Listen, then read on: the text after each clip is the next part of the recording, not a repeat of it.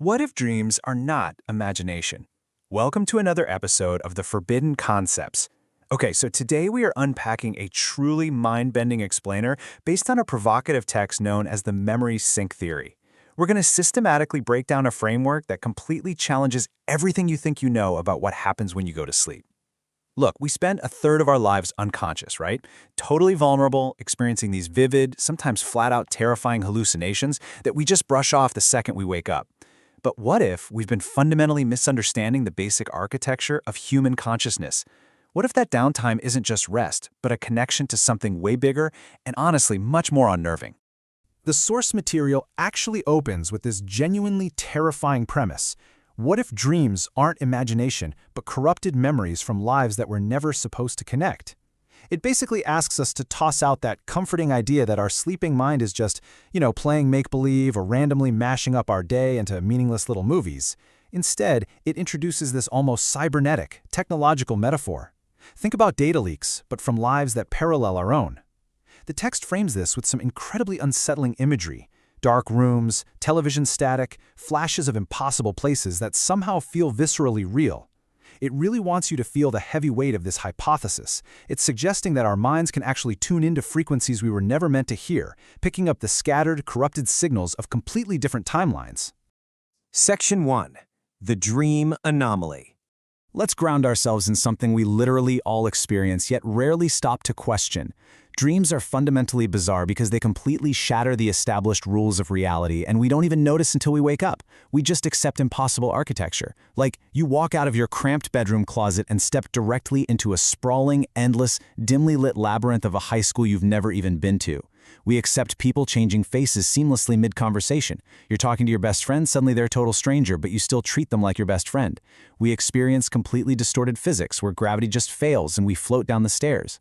We visit these vivid, hyper-complex places we've never actually seen, and they're rendered in perfect, high-definition clarity. And maybe the craziest part? We feel emotions in these states that are sometimes way stronger, way more raw than anything in our day-to-day lives. I mean, have you ever woken up with your heart just pounding, genuinely terrified, or feeling profound sadness over a totally fictional scenario? The source text points out these reality-breaking anomalies not just as random quirks of a tired brain, but as a systemic issue, a persistent pattern that practically demands a deeper, darker explanation. Moving on to Section 2, the memory sink theory. So, the core hypothesis of the memory sink theory suggests that our brains basically act like highly secure servers during our waking hours. When you're awake, you're bombarded with physical, sensory input, and your cognitive firewall is way up, anchoring you firmly in this singular reality. But when you go to sleep, that firewall drops to conserve resources. You enter a deep, low-security state. If, as the theory suggests, consciousness is actually a quantum phenomenon linked across different parallel realities, well, this weakened security protocol allows your mind to accidentally access or download memory fragments from alternate versions of yourself. It completely reframes dreaming. It's not your brain creatively writing a bedtime story. It's your brain accidentally granting unauthorized access to a massive parallel database of lived experiences across the multiverse. Now, if we really are quantum linked, the theory outlines 4 major results of this low-security sleep state. First up is memory bleed. This is where the mundane or maybe the intense experiences of another version of you literally leak into your mind, and it feels exactly like your own past. Second is dimensional overlap. This is where 2 realities briefly intersect in your perception, creating those wildly distorted dream environments, like mixing your real childhood home with some completely alien futuristic landscape. Third is corrupted identity transfer. This explains why you might suddenly be someone else entirely, or why you just inherently know a dream character is your daughter, even if you don't have kids in waking life. You're temporarily assuming the identity parameters of an alternate you. And finally, accidental synchronization events. Think of it like your phone inadvertently connecting to a stranger's Bluetooth in a crowded room. Your consciousness syncs up with an alternate timeline, cleanly downloading the experiences happening there in real time as if they were your own.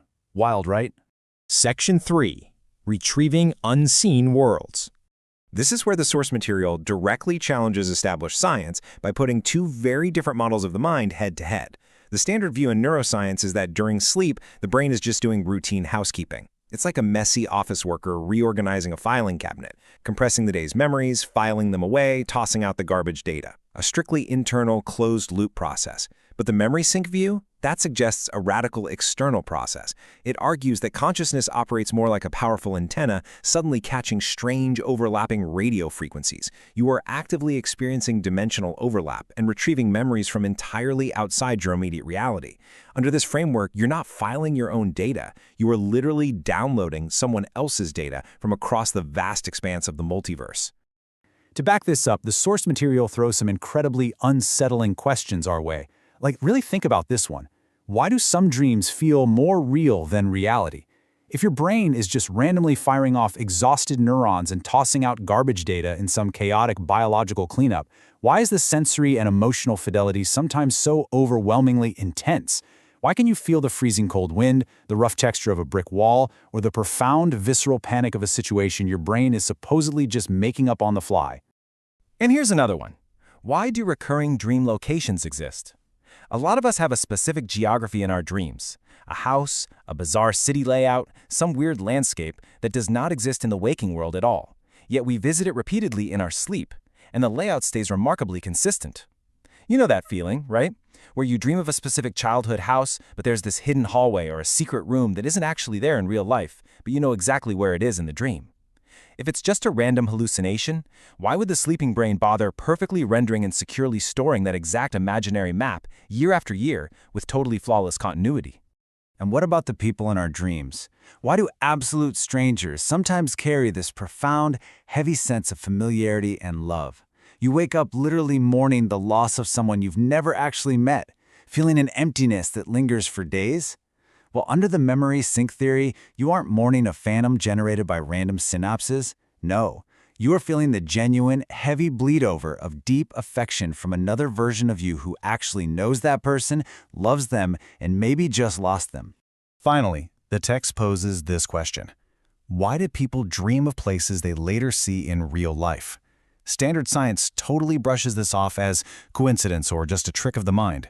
But under this framework, the explanation is way more mechanical.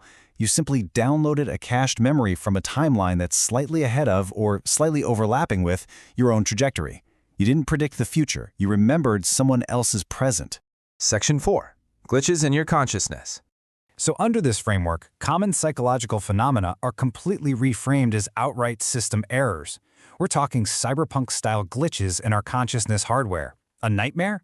It isn't just your brain processing daily stress, it's the partial corrupted receipt of a terrible, traumatic experience that is currently happening to an alternate you.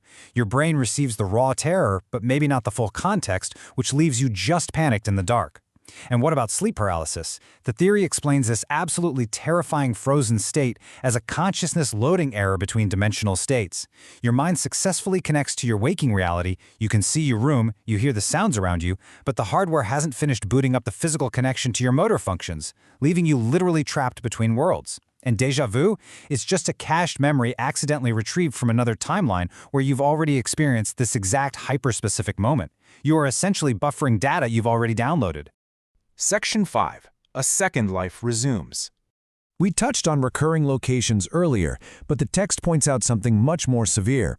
Some people report dreams continuing chronologically over years. It's not just a repeated image or a familiar room. We're talking about the exact same places, the same people, the same cities, aging, evolving, and progressing logically over time. A continuous, unbroken narrative that just waits for them every single night. I mean, imagine the psychological toll that takes on a person. What is it like to live two simultaneous aging lives, to have a family, a demanding job, and a whole set of complex problems in a world you only ever visit when your physical eyes are closed? For these individuals, it's almost like another life resumes every time they sleep. When they close their eyes here, they open them there. This deeply blurs the line of which reality is actually the primary one and which one is the dream. Because think about it, if you spend 8 hours a night living a continuous, logical timeline somewhere else, with consistent consequences and lasting relationships, who is to say that version of you isn't going to sleep at the end of their day and dreaming of the exact life you are living right now? All of this culminates in one truly chilling proposition from our source material. Maybe you don't dream at night. Maybe another version of you remembers. It's such a profound shift in perspective. It really forces us to reconsider the strict boundaries of our own singular identity, suggesting that the I we experience during the day is just one tiny fragment of a much larger, scattered network of consciousness, constantly whispering to itself in the dark. I really hope this explainer has provided a fascinating look into the mechanics of the memory sync theory. It fundamentally challenges the very boundaries of who you are and what actually happens when your consciousness drops its guard. So I'll leave you with this final thought. Tonight, when you turn off the lights, close your eyes, and drift into the dark, whose life are you about to wake up in?